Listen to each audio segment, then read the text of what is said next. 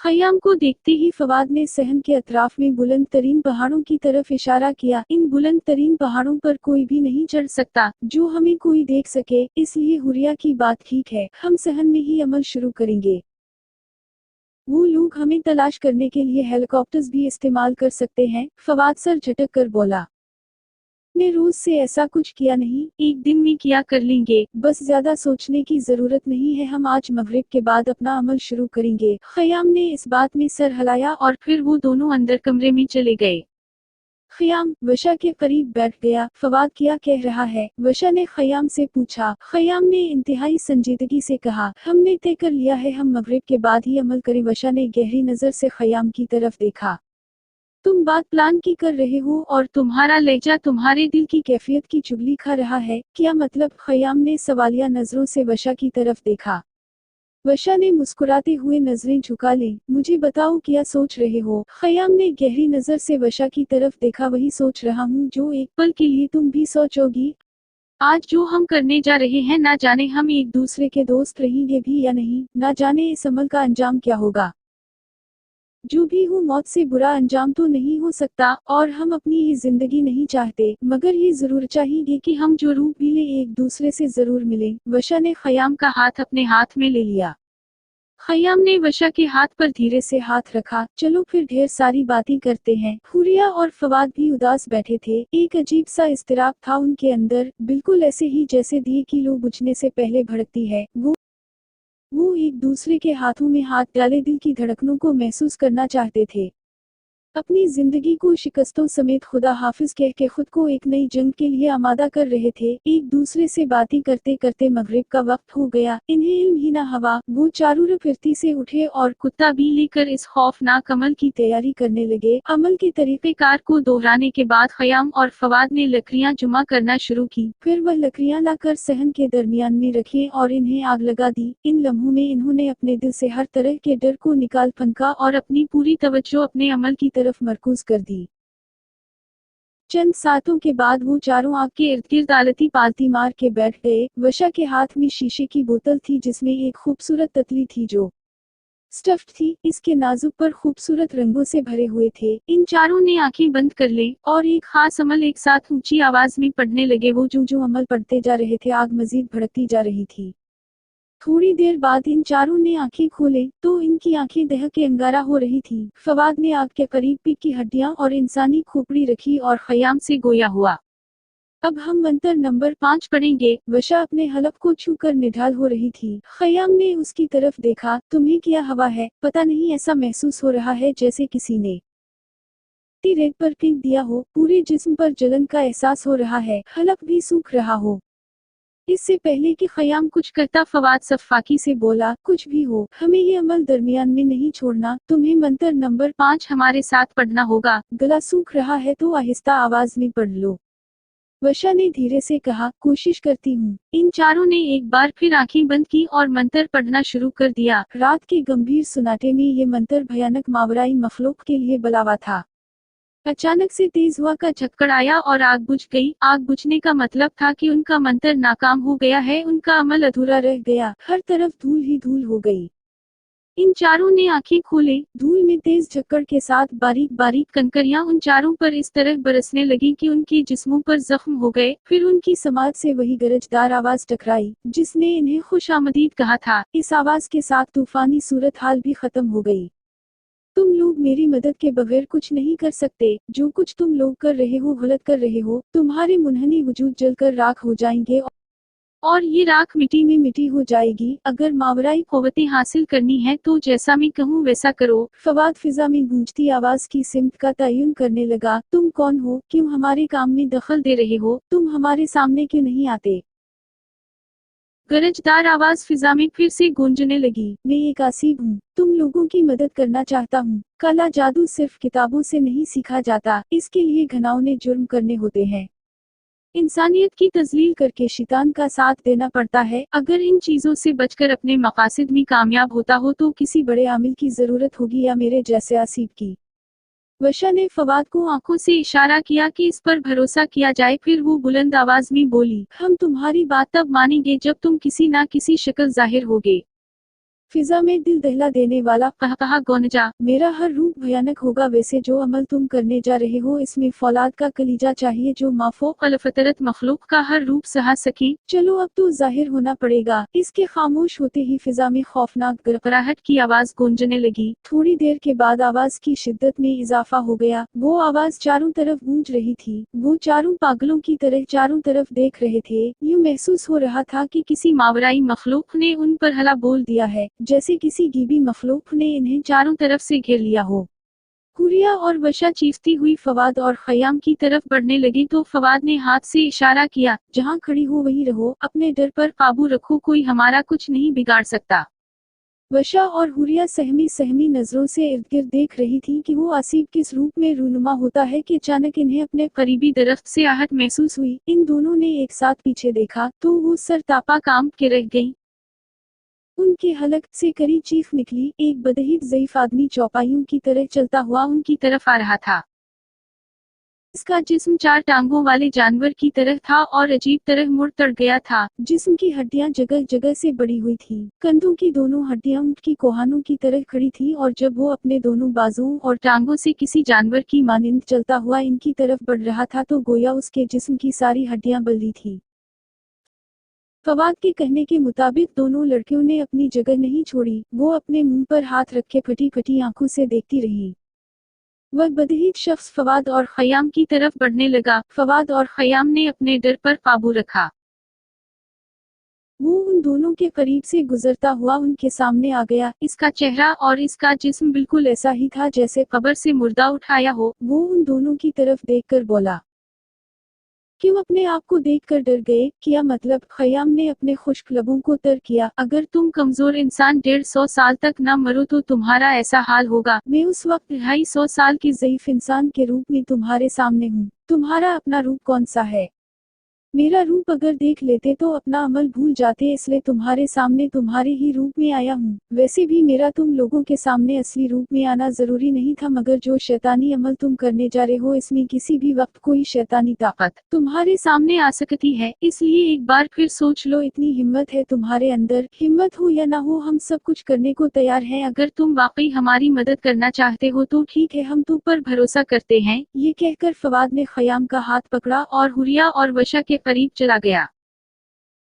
ये तुम क्या कह रहे हो? हुरिया ने अपने दोनों हाथ सवालिया अंदाज में फैला दिए। फवाद सरगोशी के अंदाज में गोया हुआ, मेरा जहन कहता है कि हमें इस पर भरोसा कर लेना चाहिए। इस पर भरोसा करने का मतलब है कि हमें वही कुछ करना पड़ेगा जो ये कहेगा। खयाम ने कहा, तो कर लेते हैं जो ये कहता है, जो होगा देखा जाएगा। अगर हमें कुछ ठीक ना लगा तो हम पीछे हट जाएंगे। तुम सिर्फ ये सोचो कि जो हम करने जा रहे थे वो भी तो आसान नहीं था, और ये एक गिबी मखलूक है, मावराई कुव्वतों की हामिल है। मेरे ख्याल में हम जो कुछ करने जा रहे हैं इसमें हमें उसकी मदद ले लेनी चाहिए।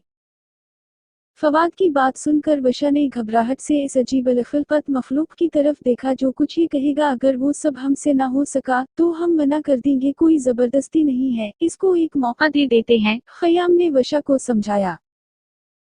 फिर वो चारों इस बूढ़े आदमी की तरफ बढ़े। फवाद ने एक नजर अपने तीनों दोस्तों की तरफ डाली, फिर वो इससे गोया हुआ, ठीक है हमें मंजूर है, तुम जैसा कहोगे हम करेंगे। चंद सातों में वो बूढ़ा आदमी इन चारों को बगौर देखने लगा, फिर गरजदार आवाज में बोला, जिस तरह आग के गर्द पहले बैठे थे उसी तरह बैठ जाओ, आग दोबारा भड़क उठेगी। अपने अधूरे अमल को फिर से शुरू कर दो। बस इस बात का ध्यान रखना कि जब तक तुम्हारी आंखों में जलन महसूस न हो तुमने आंखें नहीं खोलनी। आंखें खोलने के बाद तुम्हें जलती आगाफ में जन्नात और शयातीन के भयानक चेहरे दिखाई देंगे।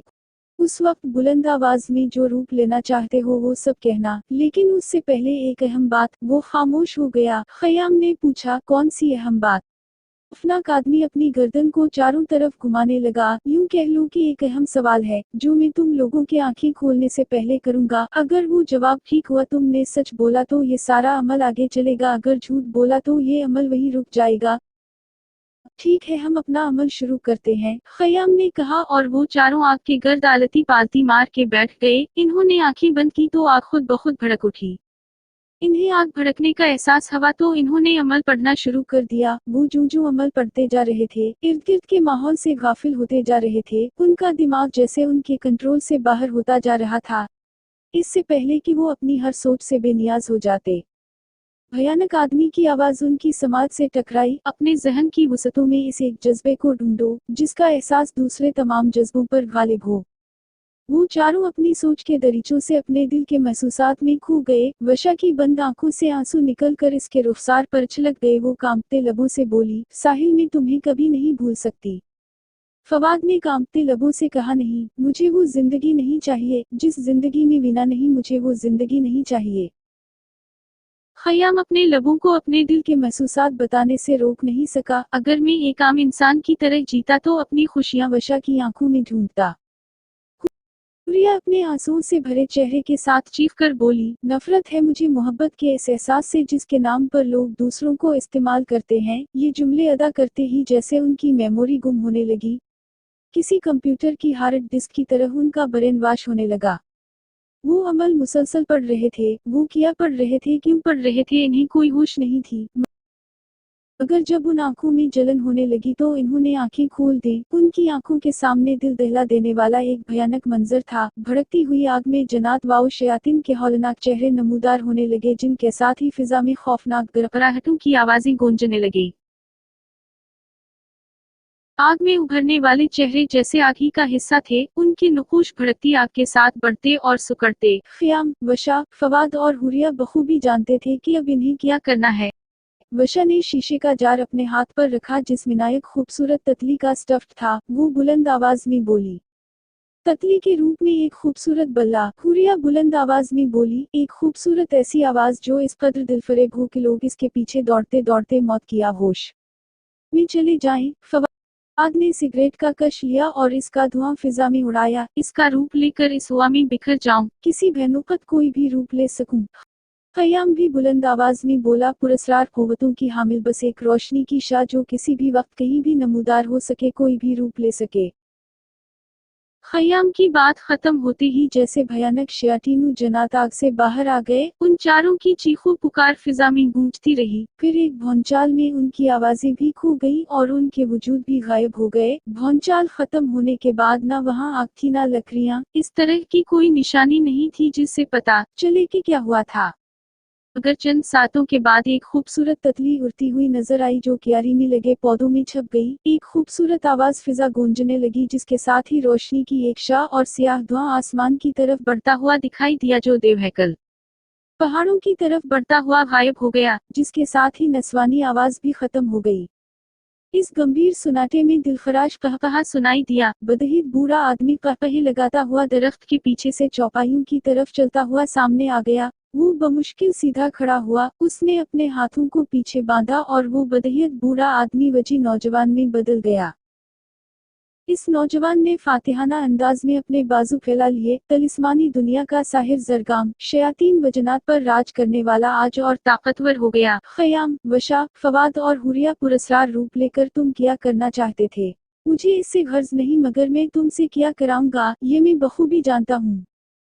उसने एक बार फिर कहकहा बुलंद किया, तुम लोग मुझे आसिफ समझ बैठे जबकि मैं इंसान का ही रूप हूँ। ये कहते ही जरगाम अंदर रेस्ट हाउस में चला गया। प्रोफेसर हसनान ने अरीबा को तो वापस भेज दिया था, मगर वो खुद और इन चारों के वालिदैन ने एक खास टीम की मदद से उन चारों स्टूडेंट्स को ढूंढने में कोई कसर न छोड़ी। बहुत दिनों की तगु-दो के बाद वो सब वापस अपने शहरों को लौट गए। इस मायूसी के बाद इन चारों के घर मातम कदा बन गए। 6 माह गुजर गए मगर खयाम, वशा, फवाद और हुरिया का कहीं कोई पता ना चला सका। उनके वालिदैन ने मुल्क का छुपा छुपा छान मारा मगर कोई ऐसी निशानी तक ना मिली जिससे उनका कोई सुराग मिल सके। ये सानिहा उन चारों के वालिदैन के लिए एक रोग बन के रह गया। टेलीविजन चैनल पर वशा की तस्वीर के साथ मिसिंग का इश्तिहार देखकर उसके वालिद जफर की आंखें भर आईं। इसकी सौतेली मां ने बेजारी से सर को झटका दिया। वो धीरे धीरे इस सोफे के करीबन बढ़ रही थी जहां जफर बैठा था। वो मन ही मन में बुड़बुड़ाई, ये लड़की जब इस घर में थी तो भी आफत थी और अब गुमशुदा होकर अजाब बन गई है, ना जाने जिंदा है या मर गई है। वो झूठे टसुए बहाती हुई जफर के करीब बैठ गई। ना जाने वशा किस हाल में होगी, आखिर क्या जरूरत थी उसे ऐसे नकमे दोस्त बनाने की। जफर वशा की गुमशुदगी के बाद ही अखरा सा रहता था। इसने तंजिया नजरों से मारिया की तरफ देखा। वशा के गुमशुदा होने में तुम्हारे रवैये का बहुत दखल है। तुमने उसे कभी समझने की कोशिश नहीं की। तुम कैसी माँ हो जो अपनी बेटी के जहन में पैदा होने वाली मनफी सोचों को न पढ़ सकी। मैं तो कारोबार के सिलसिले मुल्क से बाहर होता था, मगर तुम इस कदर बेखबर रही कि वशा ने ड्रग्स लेना शुरू कर दिया और तुम्हें खबर ना हुई।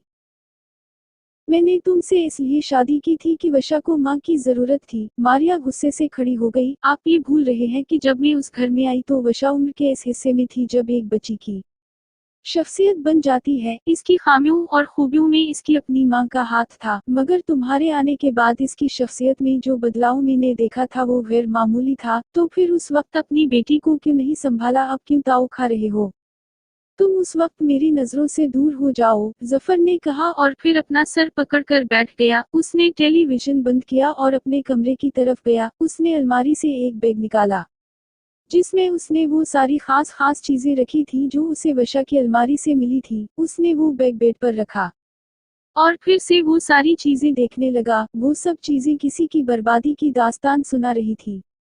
वो इसकी चीजों को छूकर बेटी की कुर्बत को महसूस करने लगा। मारिया को मैं बातें सुना आया हूँ, मगर अपने आप को कैसे सजा दूं? क्यों ना मैंने अपनी बेटी को वक्त दिया। परदेश में रहकर जिसके लिए दौलत जमा करता रहा, आज वही मेरे पास नहीं रही। मैं इसकी महरूमी को ना समझ सका, इसकी तरजीहात ना जान सका। वो मेरे साथ के लिए तरसती रही और जब इस के सब्र का पैमाना लबरेज हो गया तो खुद वो मुझसे दूर हो गई।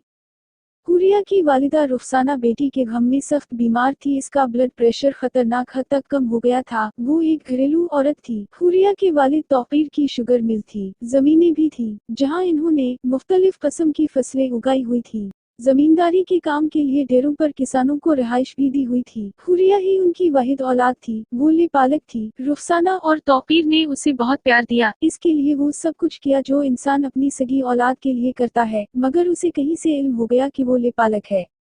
उस वक्त वो नहम जमात की तालिबा थी। अपनी जात की तलाश की खोज ने उसे बेराह कर दिया। फवाद का ताल्लुक भी अमीर बाइज्जत घराने से था। फवाद के वालिद शाह इंडस्ट्रीज के मालिक वकार अहमद, जिनके पास सब कुछ था सिवाय वक्त के। फवाद की वालिदा ऐमन जो एक विमेन NGO की जनरल सेक्रेटरी थी, औरतों की फलाह बहबूद का बेड़ा उठाने वाली खातून जो कभी अपने घर को घर न बना सकी। मियाँ बीवी के ताल्लुकात से लेकर औलाद के जज्बात तक सब कुछ पैसा और शोहरत के नशे में पामाल हो रहे थे।